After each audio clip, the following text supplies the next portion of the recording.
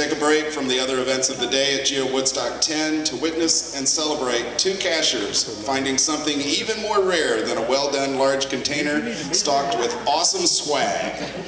Two cashers, Andrea, Phoenix Lady, and James, Crossmage, finding love and respect in each other and uniting in marriage, and to dedicate themselves to each other's happiness and well-being as life mates and partners. On behalf of them, I welcome you all.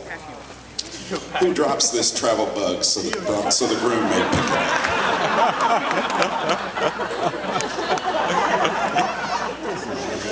Two people in love do not live in isolation. Their love is a source of strength with which they may nourish not only each other, but also the world around them. And in turn, we, their community of friends and family, have a responsibility to this couple. By our steadfast care, respect, and love, we can support their marriage and the new family they are creating today. Everybody who's seating, please rise. The rest of you just stay where you are. Will you who are present today surround James and Andy in love, offering them the joys of friendship and supporting them in their marriage? Yes. Yes. Yes. Fantastic. Then those of you that can find a hay bale may be seated.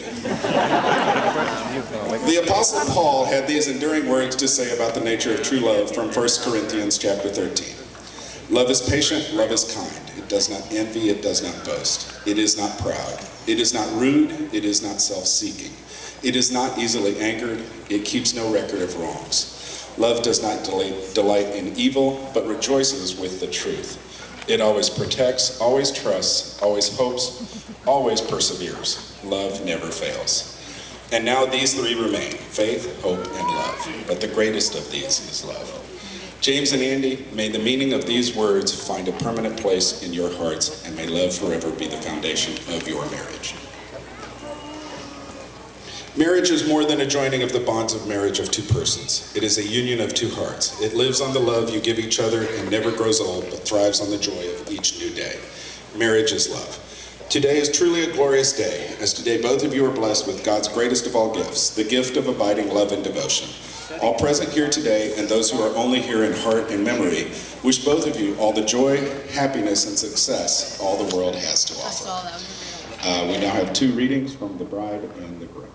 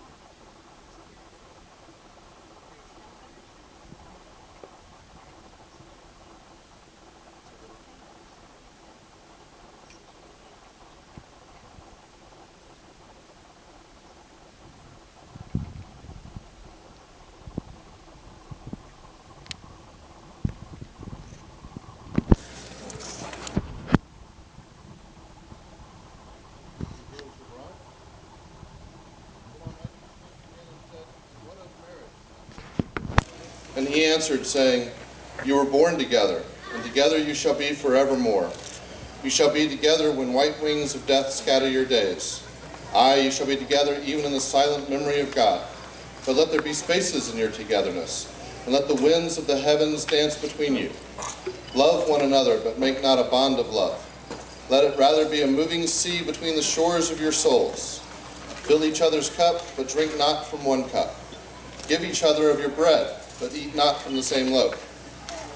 Sing and dance together and be joyous, but let each one of you be alone, even as the strings of a lute are alone, although they quiver with the same music.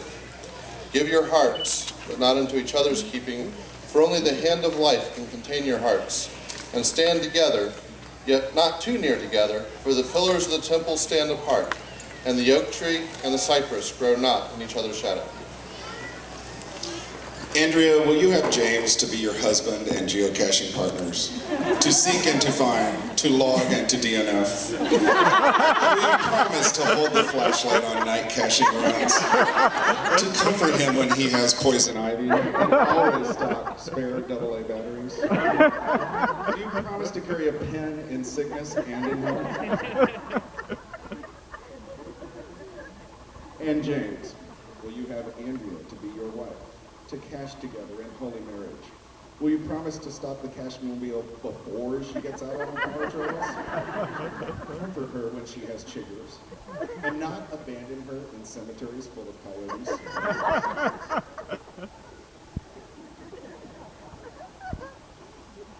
Then, please stand, hold hands, and repeat after me. I promise to be your lover, your friend, and your confidant. To cherish and respect you, to encourage and inspire you, to be open and honest with you, to comfort for, care for, and protect you, and to give you the freedom to be your trove yourself, as well as to appreciate our differences. When our love is easy, as well as when it's an effort. In times of plenty and in times of want. In times of sickness and in health, in joy as well as sorrow. In times of sickness and in health, in joy as well as sorrow. In times of failure and in times of triumph. In times of failure and in times of triumph. For all the days of my life. And so we come, Andrea and James, to the presentation of the rings, by which you symbolize and bind your love. The circle has long been a symbol of spirit and the power of God. The sky and the earth are round, the wind in its greatest power whirls. The sun and moon, both round, come forth and go down again in a circle. Even the seasons form a great circle in their changing and always come back again to where they were, without beginning or end and with no point of weakness. The circle is a reminder of the eternal quality of God and of unending strength. Let the seamless circle of these rings become the symbol of your endless love and unending. Your wedding rings are most special because they say that even in your uniqueness you have chosen to be bonded, to allow the presence of another human being to enhance who you are. Your rings carry a potent double message. We are individuals, yet we belong. We are not alone. As you wear them through time, they will reflect not only who you are, but also the glorious union that you are now creating. God bless these rings and the two who exchange them. Keep them safe in the circle of your protection and love. Andrea, place the ring on James' finger and repeat after me. As this ring has no end, neither shall my love for you.